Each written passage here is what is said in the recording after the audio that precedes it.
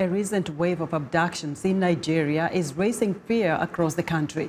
Unlike kidnappings involving oil militants in the south or Boko Haram in the north, which often take on political dimensions, experts say this crime wave spans through every region and is driven largely by economic hardship. Timothy Obiezu tells us how the government is trying to fight back. Olumide Peter was on his way back from an evening class of the International Institute of Journalism in Abuja when several men hijacked his car and took him away. So I tried to maneuver myself to open the door. They overpowered me. They hit me with a spanner and some vehicle tools. And immediately the guy came out with a gun. He said he was going to kill me.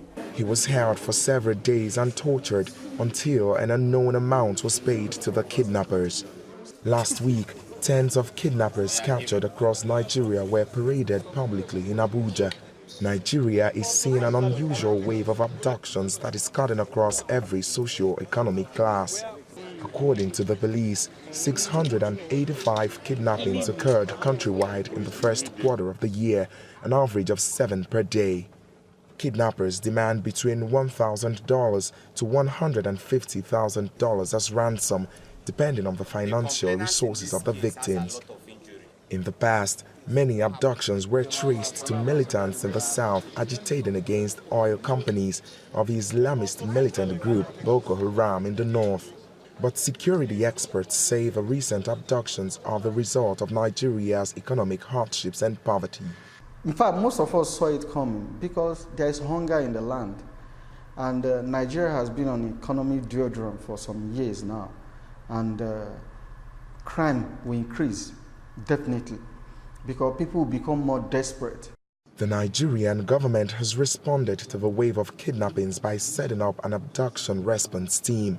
Nigeria police spokesperson Frank Mba says the team is making some progress. That there's actually a decrease, a significant drop in the rate of kidnapping in Nigeria.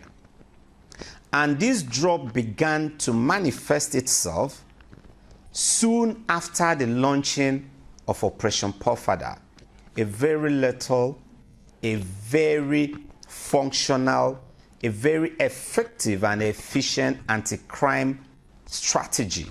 But security expert Senator Irebu says the Nigerian police force may be unprepared for the tasks ahead. The number of our police force is not near to the standard, United Nations standard, per 500 people or 1,000 people within a space.